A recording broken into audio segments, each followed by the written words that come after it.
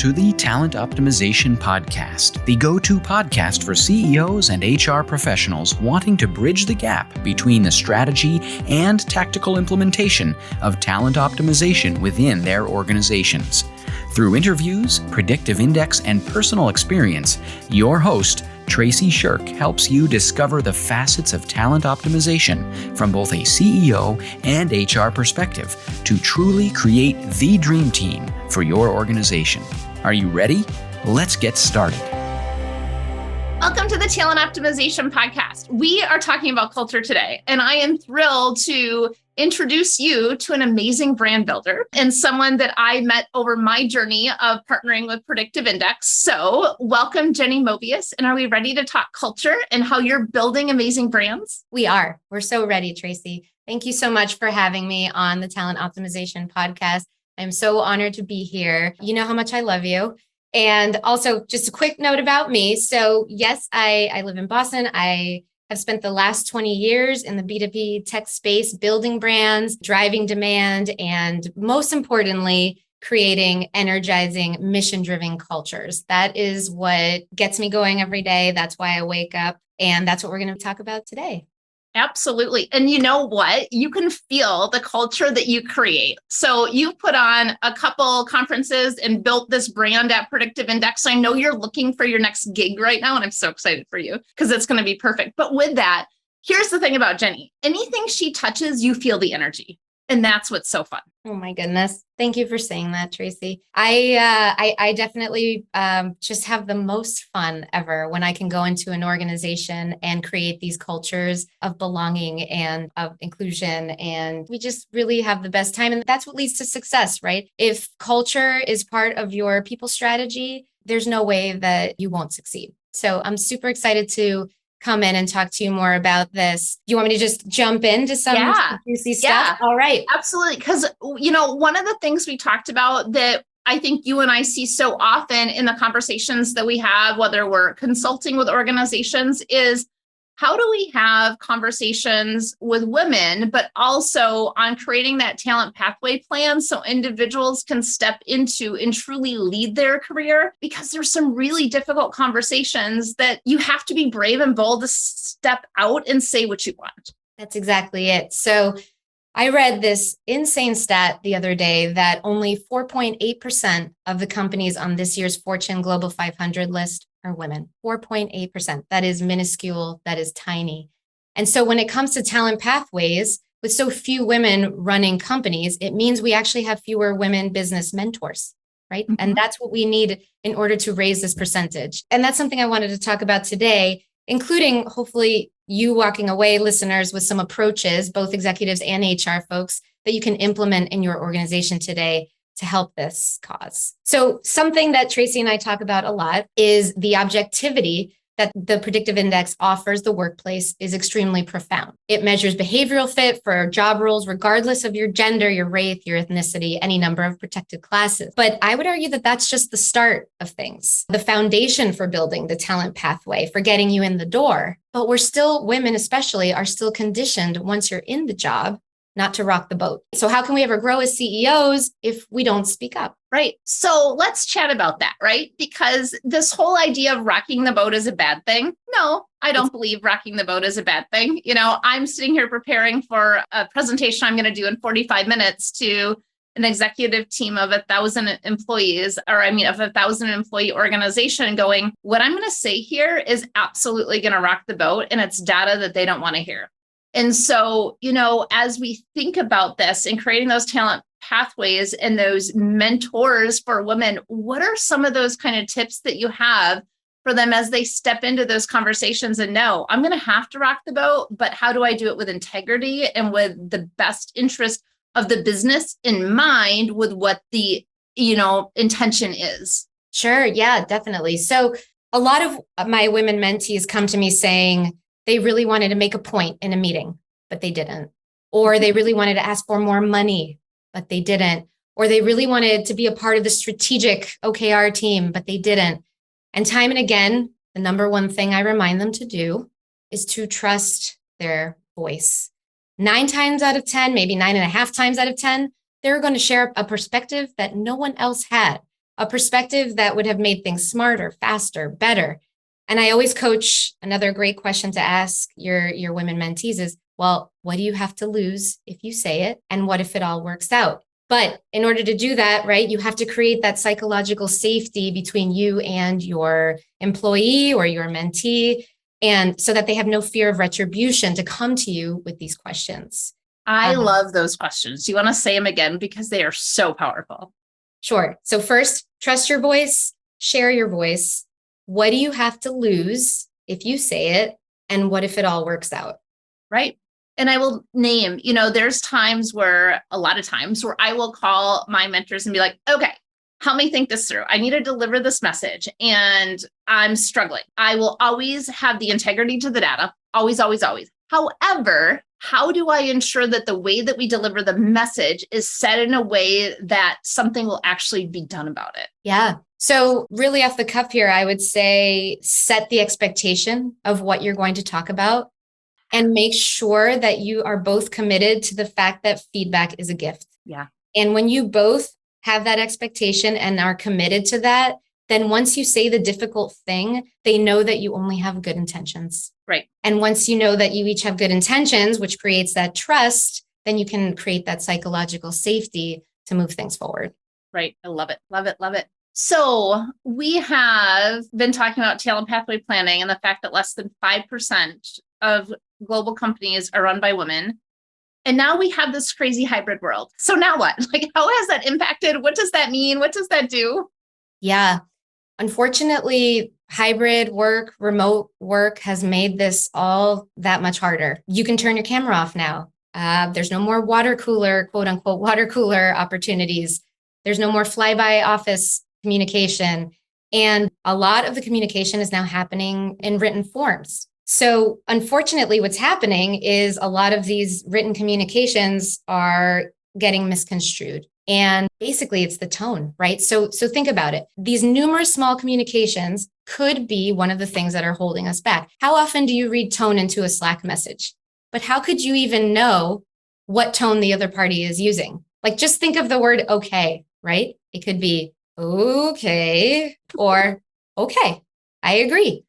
You know what I mean? So that's what emojis are for, right? That's right. That is what emojis are for. But the problem is we're making assumptions based on these tiny written communications. So how can we help remove these assumptions? I would say that these assumptions are actually career limiting. So career limiting assumptions, I 100% agree with you on that. And at the beginning of our conversation, we talked about culture, right? And the culture that we're creating.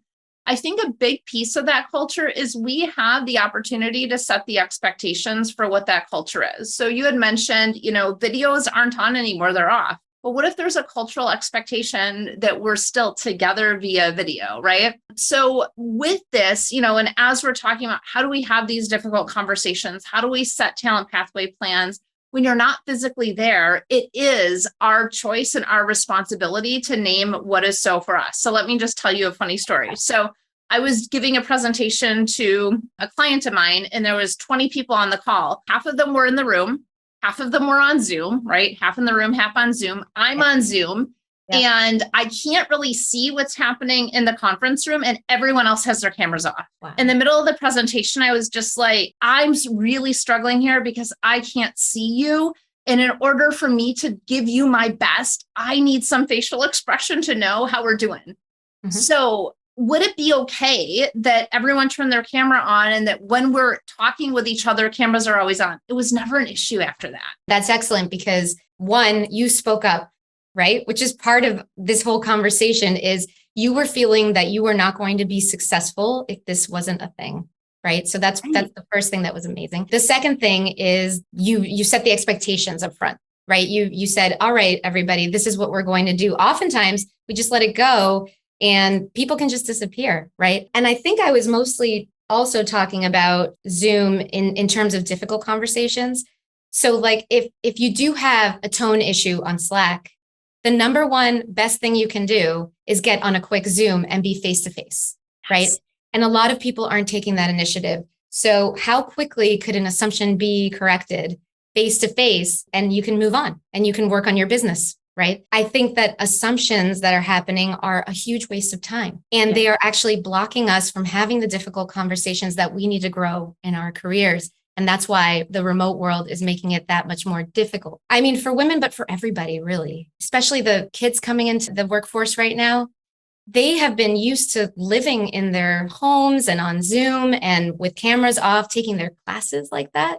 So when they get into the workforce, they find it that much harder to talk face to face with people and to have the difficult conversations to move their careers forward. I see it time and time again. It's something that I've been coaching a lot of kids on. I don't want to say kids coming out of college, on, so that they can move forward, so that they don't get defensive, right, when feedback is given, so that you set those expectations right up front. It's definitely something that's happening more and more.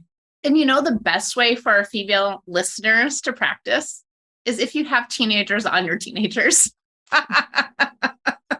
Right? Good idea. I don't have teenagers yet, but I have an 8-year-old going on 18. So maybe I have a little bit going on there. So same thing, right? But here's the thing is with all of these tips that you have, Jenny, and they're phenomenal. Don't feel like the only time to practice them is in the boardroom, because it's not. You know, that there's ways to practice those day to day in your work environment. Start with a coworker and start talking about, hey, here's something I'm challenged by. Are you challenged by that too? Because what you just did is you normalized it for yourself. And now you have somebody that you can talk about it with. You set a goal together, then you hold each other accountable to elevate each other. 100%. And assumptions are so normal, right? They're part of being human. I don't know anybody out there who hasn't had an assumption about a tone or so it really is what you just said. It's about elevating your thinking so that you can nip it in the bud. I would actually say my call to action right now, is there an assumption in your head taking up space right now? And I would stand up after the podcast. You want to listen to the rest of it, but after the podcast, I would stand up and I would go talk to that person. Actually, the most important thing that an HR person has ever said to me is, have you spoken to X person? Yeah. And I'm usually saying no, because they meant that, or they meant that. And they're like, well, no, actually, we both have positive intent here. I trust both of you to have positive intent. So have you spoken to that person? And sometimes we just need that little reminder. What's that assumption that's festering and bothering you? Go fix it, because I promise you'll get back to work right away and you're going to have a more successful day. Yeah, absolutely. And guess what happens when we don't talk about it? The other person makes up what it is, and it's always worse than what it actually is. It's always worse, right? Right. But what's that saying? Nothing is as bad as it seems, and nothing is as good as it seems. Right. For sure. That's right. So at the top of our conversation, you had talked a little bit about psychological safety, and this is so important, right? So when we look at psychological safety, if I can spit it out, right? Like when we look at psychological safety, especially when we're having difficult conversations, and a difficult conversation is, I just want to define this because I think this is really important. It's whatever is difficult for you, not defined by someone else. It's what is difficult for you right now, where you are currently standing. So that difficult conversation could be naming that you want to leave at 4:30 in the afternoon to get your kiddos every day. That could be a difficult conversation. The difficult conversation could be that you are looking to elevate yourself within the organization onto a different career path, and you don't know how to have that conversation because you're an integral part of the team with your manager. You maybe want to ask for a promotion. Maybe you want to talk about a different opportunity within the organization that shifts you into a different area. Maybe you need to have the conversation about leaving your organization. So those are just examples. But what I find is every now and then I have my listeners chirping in my ear saying, can you define this for me? So with that, you know, when we talk about psychological safety within difficult conversations, when you're mentoring your mentees on this, what do you tell them? Yeah, I mean, I start with the question, what do you have to lose? And normally it's really not that much. Like normally it's like, well, I could lose credibility. And I'm like, well, let's talk about that for a little while. Are you asking, you know, what an acronym means? Well, maybe you should Google that, right? Maybe like, let's talk it through for a second. There's no reason why you can't Google something quickly if you don't know what something means, right? Versus I actually have something to say about that acronym that maybe excluded me for that 1 second before I looked it up. And acronyms are an interesting thing if we can stop here So I think acronyms create these cultures of exclusion. And the minute that you know what an acronym means, you're in it. So a lot of times my mentees will say, well, I should have known that, so I did not speak up. And what I will say back to them is, look it up. You now know what it is, and now you can speak up, right? You can do that in real time. This is the beauty of remote life. You have a second screen. Just quickly type it in and look it up, and then say what you want to say and join the conversation. Because one thing I would always do in all my meetings, if there was ever an acronym brought up, I would spell it out in the comments or in whatever chat you're using, because I think that that is another way of excluding people from sharing their thoughts, trusting their voice.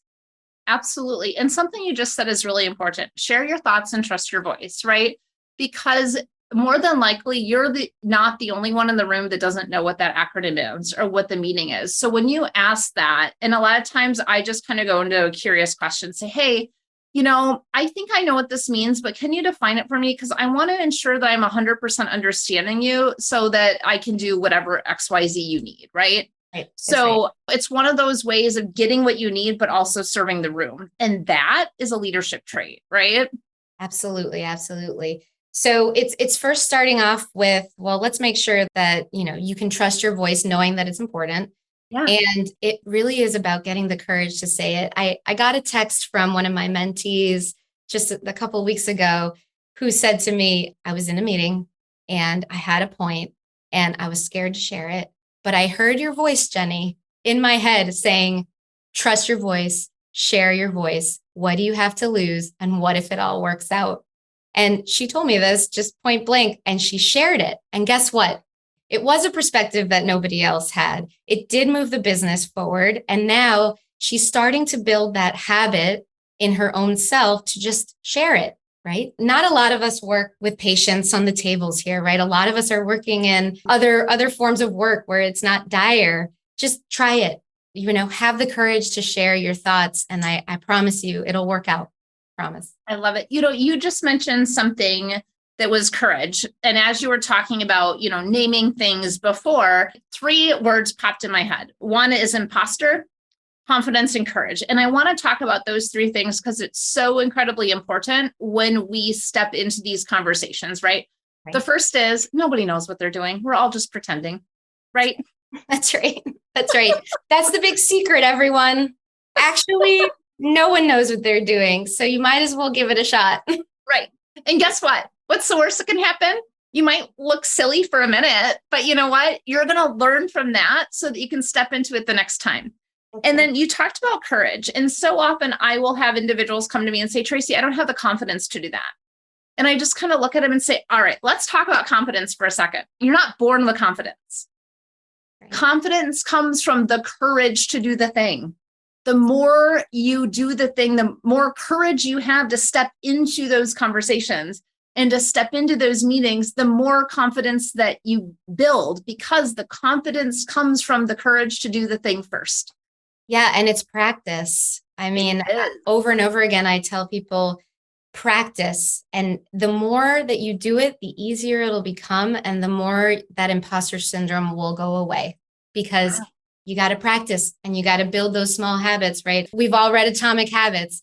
You build those small habits up until they're huge, right? Until they have this compounding effect where now you're owning the room, but you got to start small.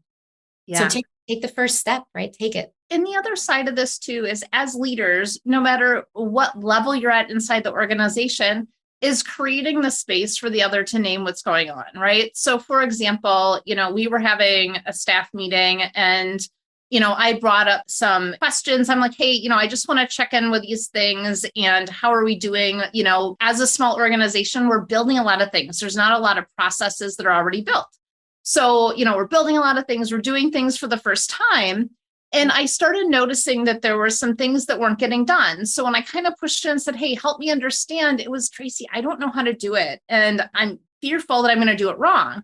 So I said, okay, well, let's step back from that. And one of our team members, April, said, well, sometimes it is, what is the voice in your head that's telling you that's stopping you from doing it? And then taking that and asking the questions so that you can get your answer and pull yourself out of the spin. And that is a courageous conversation. That's right. And as she took that risk with you, but it sounds like you created that psychologically safe environment so that she trusted you enough to take that risk. And how much better was the outcome now, right? The work got done. You moved a client forward. Now she knows how to do it so she can practice and build the habit to do it better and better every single time. It really is, it's twofold, right? It's building the space for people to be honest. And then it's that person having the courage to be honest. Absolutely. Absolutely. Yeah. And then celebrating those wins, right? That's Always key. That's so right. we have covered a lot of ground here today, Jenny. Have we? I don't know. It's so easy. I know, right? Yeah. It's so good. And I'm just so excited, for what you do in organizations with building these brands because they are beautiful, right? So coming from that marketing perspective with this talent pathway, building kind of this culture inside the organization, what is the takeaway that you have for the executives listening in today? Yeah. So first of all, it's creating that space that we talked about. It's creating that psychologically safe space where expectations have been set up front and people can come to you. And if they had trouble speaking up in a meeting, that they can speak it up with you or speak up with you so that it gives them the courage to do it the next time. So creating a psychological, I can't say it either, Tracy, a psychologically safe environment so that they don't fear retribution, but they only feel empowered when they leave your office. I think that's a tip. And then the other one is if you're in this situation right now where you have an assumption that could be holding back your career. So go out there and make sure you talk face to face with this person and remove it so that you can go get work done. Because that's what this is all about. It's creating safe cultures, safe spaces so that we can talk to each other, so that we can have the difficult conversations. And for all of us women out there who are conditioned not to do so, we got to fight it. And the way to do that is to practice and to make small choices every single day to get better and better at it, because it can happen. It can. So believe in yourself. You don't have much to lose, only to gain. And what if it all works out? I love it. That's such great tips. Because Tracy? what if it all works out, right? So for our HR professionals too, is really listening into these and how do you create that space for your staff? That's right. Because HR people, we can't take sides, right? So it's trusting both sides to do the right thing, to have that safe environment, and also to ask, have you spoken to that person? Yeah. It's the simplest question. And it's the one question that works every single time. And I don't mean on Slack or Asana. I mean face to face on a Zoom. Turn that video on for 5 minutes, 10 minutes. It'll change everything. I love it. Jenny, thank you so much for sharing your insights with us today. We're thrilled to have you here. And if you're looking for more of Jenny, you can find her on LinkedIn. So there's lots and lots of posts and videos and such that she has there. And be sure to join us next week as we chat more about talent pathways and culture and all the things that allow us to have individuals be fulfilled in their roles. And if you want help with this, if you want to partner on this journey, we do have a membership program and we would love to have you join us there. Thanks so much and have a great rest of your day. Thank you, Tracy. Thank you, listeners.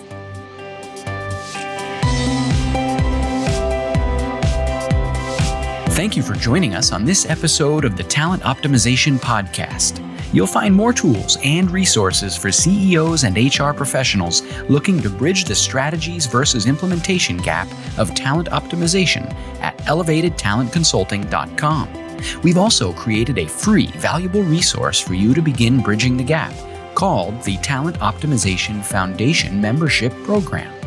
You can access it for free at elevatedtalentconsulting.com/foundation. Be sure to tune in next week for another episode to learn more about talent optimization and creating a dream team for your organization.